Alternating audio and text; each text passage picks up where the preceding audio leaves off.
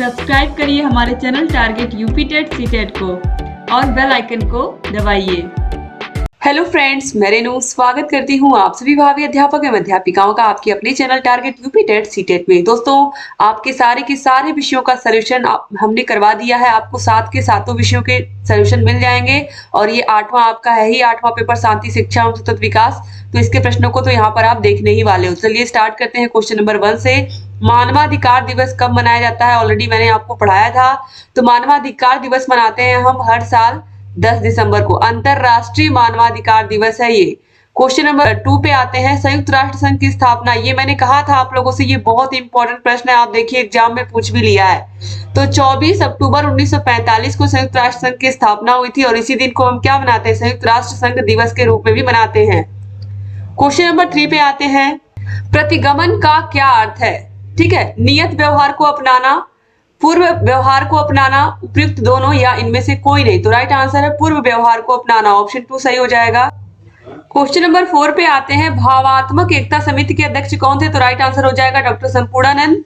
Question number 5 पे आते हैं। समस्त शिक्षा शांति के लिए ही है, तो ये यहाँ पर राइट आंसर हो जाएगा ऑप्शन नंबर 1 मारिया मांटेसरी। इसके बाद आते हैं अतिलघु उत्तरीय प्रश्नों पर। क्वेश्चन नंबर 6 है। तनाव की एक परिभाषा लिखिए। दोस्तों, जो तनाव है वो एक द्वंद्व है और जो मन और भावनाओं में गहरी दरार पैदा करता है। तनाव अन्य अनेक मनोविकारों का प्रवेश द्वार है। इसमें मन अशांत रहता है, भावनाएं अस्थिर रहती हैं और शरीर अस्वस्थता का अनुभव करता है, यानी कि शरीर भी अस्वस्थ होने लगता है। ठीक है, तो ऐसी स्थिति क्या होती है? ऐसी स्थिति में हमारी जो कार्य क्षमता होती है, जो हमारी शारीरिक कार्य करने की ऊर्जा होती है, क्षमता होती है, उसमें भी कमी होने लगती है और जो व्यक्ति होता है वो शारीरिक और मानसिक रूप से परेशान होने लगता है। इसके बाद देखिए क्वेश्चन नंबर 7 है। व्यक्तित्व की एक परिभाषा लिखिए। तो अगर हम जेम्स ड्रेवर के अनुसार परिभाषा देखें तो दोस्तों ये है, मनुष्य के दैहिक, मानसिक, नैतिक तथा सामाजिक गुणों के गतिशील और सुसंगठित संगठन के लिए व्यक्तित्व शब्द का प्रयोग किया जाता है, ये इन्होंने कहा है। ठीक है, और एल्पोर्ट के अनुसार, एल्पोर्ट की परिभाषा सबसे फेमस है व्यक्तित्व की, आप लोगों को पता ही है, फर्स्ट सेमेस्टर में आपको मैंने पढ़ाया था। तो एल्पोर्ट के अनुसार व्यक्तित्व व्यक्ति में उन मनोदैहिक अवस्थाओं का गत्यात्मक संगठन है जिनके आधार पर व्यक्ति अपने परिवेश के साथ समायोजन स्थापित करता है। इसके बाद क्वेश्चन नंबर 8 है। पुरुषार्थ चतुष्टय का क्या अर्थ है? दोस्तों, आपको पता है कि जो पुरुषार्थ चतुष्टय है, इसका मतलब है मनुष्य के लिए जो वेद है वे 4 वेदों में 4 पुरुषार्थों का नाम लिया गया है। मनुष्य के लिए वेदों में 4 पुरुषार्थों का नाम लिया गया है। धर्म, इसके अलावा अर्थ, इसके अलावा काम और फिर लास्ट में है मोक्ष। ठीक है, मोक्ष। तो ये 4 हैं। क्वेश्चन नंबर 9 है। साइबर बुलिंग का क्या अर्थ है? तो दोस्तों, जो साइबर बुलिंग है इसमें हम कह सकते हैं कि किसी व्यक्ति को गंदी भाषा के द्वारा, तस्वीरों के द्वारा, धमकियों से इंटरनेट पर तंग करना ही क्या कहलाता है? साइबर बुलिंग कहलाता है। और आजकल चूंकि इंटरनेट का जमाना है, ये बहुत ज्यादा बढ़ चुका है, जिसे हम ट्रोलिंग के नाम से भी जानते हैं। अब इसके बाद क्वेश्चन नंबर 10 है। मानवाधिकार शिक्षा के कोई 2 उद्देश्य लिखिए। तो समानता की मानव अधिकारों की जो मूल अवधारणाएं हैं, इनका ज्ञान करवाना, इसके अलावा जातीय, वंशीय आदि भेदभाव के प्रति उच्च दृष्टिकोण का ज्ञान कराना, मानवीय मूल्यों का ज्ञान कराना तथा उनके अनुसार व्यवहार करने के लिए प्रेरणा का विकास करना, व्यक्ति समूह तथा राष्ट्रीय अधिकारों के बीच उचित संबंधों का ज्ञान कराना, यही सब उद्देश्य है मानवाधिकार शिक्षा का। क्वेश्चन नंबर 11 है। चरित्र निर्माण करने वाले किन्हीं 2 कारकों का उल्लेख करिए। दोस्तों, चरित्र का निर्माण करने वाले कारकों में अगर हम बात करें तो सबसे पहले परिवार आएगा, यानी कि परिवार और पालन पोषण जिस प्रकार से व्यक्ति का होगा, उसी प्रकार से व्यक्ति का जो चरित्र है वो निखर करके आएगा। इसके अलावा सामाजिक और सांस्कृतिक प्रभाव, जैसे कि सहकर्मी समूह, जिन लोगों के साथ वो रहता है, सामाजिक मानदंड, सांस्कृतिक मूल्य, ये सारी चीजें उसके अंदर भी आएंगी। ठीक है, शिक्षा और सीखना, जीवन के अनुभव, ये सारी चीजें आती है। मीडिया और प्रौद्योगिकी, ये सारी चीजें भी आती हैं चरित्र निर्माण के कारकों के अंतर्गत। अब आते हैं यहाँ पर लघु उत्तरीय प्रश्नों पर। तो लघु उत्तरीय प्रश्नों में क्वेश्चन नंबर 12 है। व्यवहारवाद की अवधारणा स्पष्ट कीजिए। दोस्तों, जो व्यवहारवाद है, व्यवहारवाद सीखने का एक सिद्धांत है जो इस विचार पर आधारित है कि सभी व्यवहार कंडीशनिंग के माध्यम से प्राप्त किए जाते हैं और कंडीशनिंग पर्यावरण के साथ बातचीत के माध्यम से ही होता है। ठीक है, तो व्यवहारवादियों का मानना है कि हमारे कार्य ही पर्यावरणीय उत्तेजनाओं से आकार लेते हैं। सरल शब्दों में अगर हम कहें दोस्तों, तो जिसे व्यवहार मनोविज्ञान के रूप में भी जाना जाता है, यही होता है व्यवहारवाद। ठीक है, इसमें हम व्यक्ति के व्यवहारों का अध्ययन करते हैं, किस प्रकार से वह किसी परिस्थिति में किस प्रकार से वो रिएक्ट करता है। क्वेश्चन नंबर 13 है, मीडिया और हिंसा में क्या संबंध है। दोस्तों, मीडिया का मतलब जो बच्चे टेलीविजन में या फिर टीवी में या मोबाइल में या जो भी चीजें देख रहे हैं वो सब मीडिया के माध्यम से देख रहे हैं, और उसी के माध्यम से जो आक्रामक चीजें वो देखते हैं, जो आक्रामक फिल्में देखते हैं, उससे उनके अंदर जो हिंसा आती है वो कहीं ना कहीं उसका बहुत ज्यादा बुरा परिणाम होता है हमारे समाज पर। तो कहीं ना कहीं अगर मीडिया में इस तरीके की चीजें दिखाई जा रही है तो उसका असर बच्चों पर, किशोरों पर खासकर पड़ता है, युवा किशोरों पर पड़ता है, वयस्कों पर पड़ता है, और इससे उनके अंदर जो व्यवहार की आक्रामकता होती है वो बढ़ जाती है और उनके अंदर हिंसा की प्रवृत्ति आ जाती है।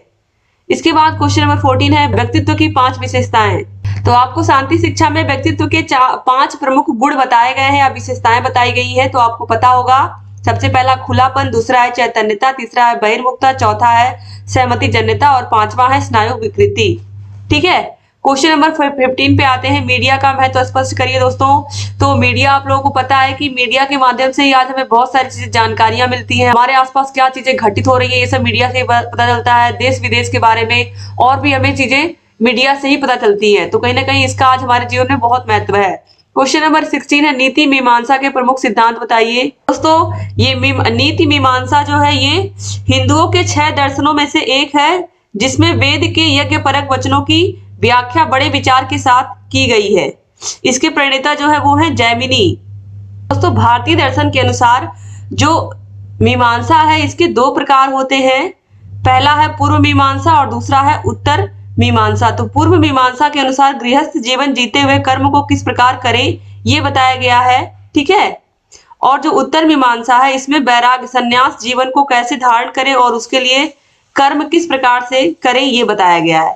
ठीक है, अब इसके बाद चलिए यहाँ पर देखते हैं क्वेश्चन नंबर 17 पर, वैश्वीकरण की आवश्यकता एवं महत्व पर प्रकाश डालिए। इसका मतलब ग्लोबलाइजेशन है, यानी कि हम किस तरीके से अपने आप को विश्व से और विश्व के और देशों से कनेक्ट करें, कैसे हम उनसे जुड़े। तो उनसे जुड़ने का एक ही तरीका है कि हम उनसे संबंध अच्छे बनाएं। जो चीजें हमारे यहाँ ज्यादा हो रही है, जो फसलें हमारे यहाँ, जो अनाज ज्यादा हो रहे हैं, उनको हम उन देशों को निर्यात करें, और जो उनके यहाँ जो चीजें हो रही हैं, जो हमारे यहाँ, जैसे हमारे यहाँ तेल नहीं है, ठीक है, पेट्रोलियम उत्पादन नहीं है उतना हमारे देश में, तो इनको हम क्या करें, दूसरे देशों से इंपोर्ट करें, आयात करें।